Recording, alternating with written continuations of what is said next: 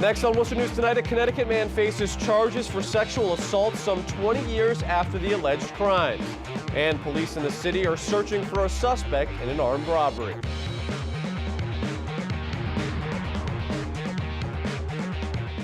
Good evening. Thanks for joining us. I'm Tim McCone. We begin tonight in Webster, where firefighters are battling a 3-alarm fire. It broke out around 8 p.m. on Thursday. Multiple towns responded to the fire on School Street, including Oxford and Southbridge.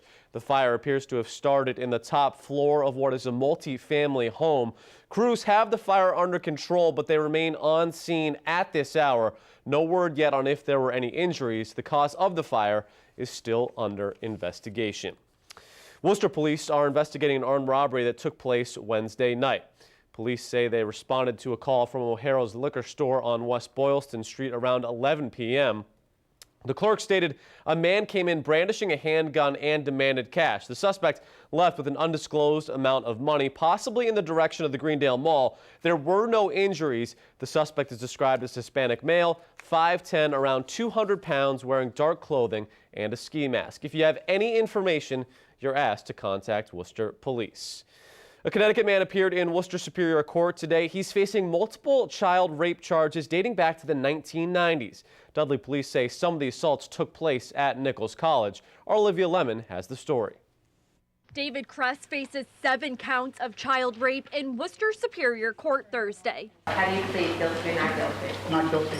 Prosecutors say the Connecticut man was a Boy Scout leader in the 1990s when he allegedly committed the assaults on 3 boys. Over that 10-year span, the complaints allege that he sexually assaulted members of his Boy Scout troop. There are 3 victims concerning these complaints. Dudley Police Chief Stephen Weiner says the sexual assault took place at Nichols College during a scouting trip. Finally, you see an arraignment in this type of case. It's very gratifying to see that done. Weiner says the investigation began in Dudley in November of 2014 when Connecticut authorities brought the information to their attention.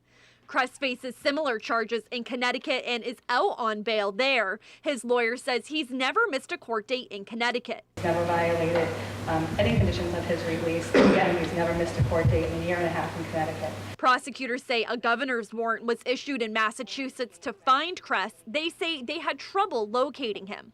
Kress's lawyer says he was in a Veterans Administration hospital being treated for stress and anxiety-related issues for his charges in Connecticut. He's been released and he's very close to the VA system right now. He has housing through the VA in New Haven, Connecticut with other veterans. Chief Weiner says the victims in this case deserve credit for their courage coming forward in a case more than 20 years old. It takes a lot for a person to step forward and a victim of a sexual assault to have themselves put through the process like this. It takes a lot of courage, so they deserve a lot of credit and support. Olivia Lemon, Worcester News Tonight.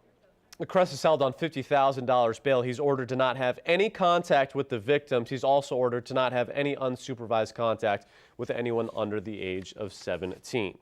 Well, a new twist in the trial of 4 demonstrators charged with disturbing the peace after they and dozens more blocked the roadway during a protest last January. Their trial was today, and a judge will now decide what, if any, punishment they will face. Our Patricia Nicholas has the details.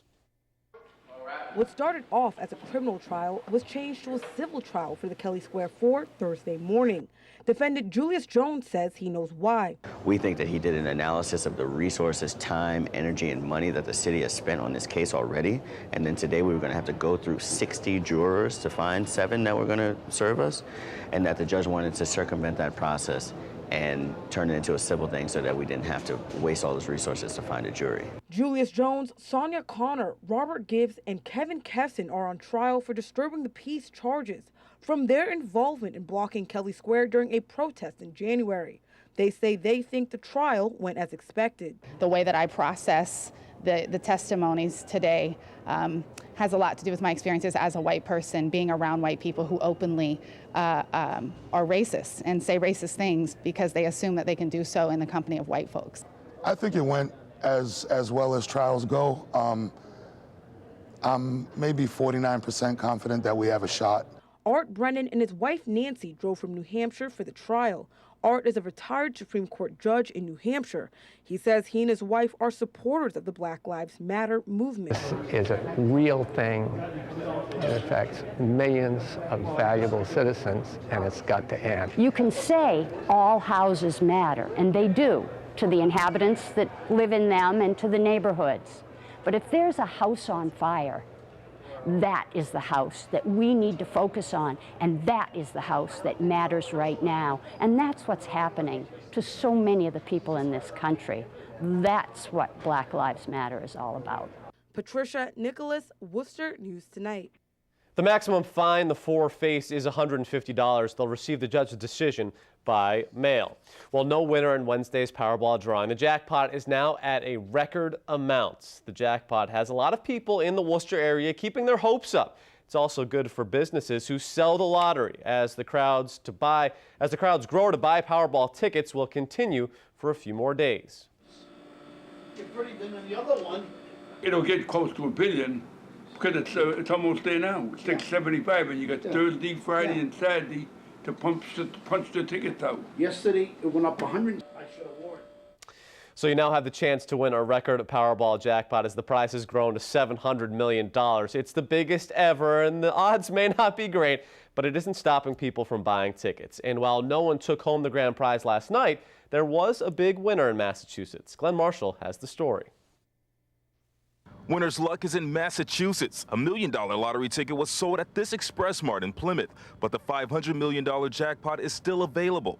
And on Saturday, it will be worth $700 million. What would you do with all of that money? Pay up my car loans, a lot of student loans too. There's a lot of people I could help with money like that. I'd take care of family. I'd take care of my favorite charity that I love very much. And while winning $700 million seems like the answer to all of these problems, financial planner Stephen Azuni says your new lifestyle could bring on new headaches. So people don't, they look at the financial and say, oh, you're set for life. But there are a lot of other factors that go into that. The mental aspect, the emotional aspect of that. One thing Stephen says he hears a lot from clients is early retirement, but he says leaving the workforce could be a bad idea. Do you really want to quit your job, or do you want to just now enjoy it? You treat it differently, because that's where memories can be made. And we all want to take care of mom when we hit the numbers. Stephen says he would do the same. Just don't empty out the bank account while providing for others. If you want $1 million and now you're going to go out and throw $400,000 or $500,000 at your aunt or something like that, maybe you better just hold on there a little bit. And Stephen Azoni said if you are Saturday night's drawing winner, you may want to clear out your debt before spending that cash. For now, we're here in Boston, Massachusetts. I'm Glenn Marshall for Worcester News Tonight. The Baker-Polito administration has announced more than $185,000 in urban and community forestry challenge grants, with nearly $25,000 dedicated to Worcester.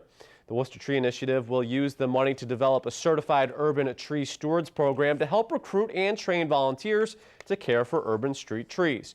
The Worcester Tree Initiative began back in 2009 with the initial goal of planting 30,000 new trees in the city and surrounding towns after the discovery of the devastating Asian longhorn beetle.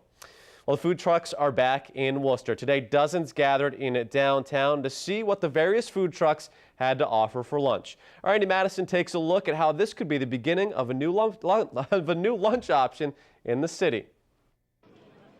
For lunch, Megan Crowningshield tried something new. I ordered the caprese sandwich and the tomato soup. And she wasn't the only one. I saw online that there was food trucks, so I decided to walk down on lunch and see what was here and just check it out. Thursday, the food trucks took over downtown Worcester. Chicken Gouda? And they were welcomed with open arms by dozens of hungry people. They call it the fig and goat. It's goat cheese, arugula, and fig. What are you getting? Hopefully grilled cheese. I've worked downtown for 2 years, and I usually eat at Spoodles. So I'm interested in finding new places to eat. It's the latest attempt by food vendors to become part of the dining scene in a city where past rules and regulations haven't made that easy. Say Cheese and Prestonit joining forces with the Dog Father. You guys would like one? One truck can't just show up, and everyone's got to pull together. But there's definitely a market for it, yeah. A market that is looking to feed the city's workers and college students all year round. It's nice to have an option. And especially an option like this where we can rotate out different food trucks or add food trucks as people, develop more interest in it. If you had 2 grilled cheese trucks, I think it'd be huge. This week is just the beginning. The food trucks plan to be here every Thursday, hopefully for the next couple of months. Andy Madison,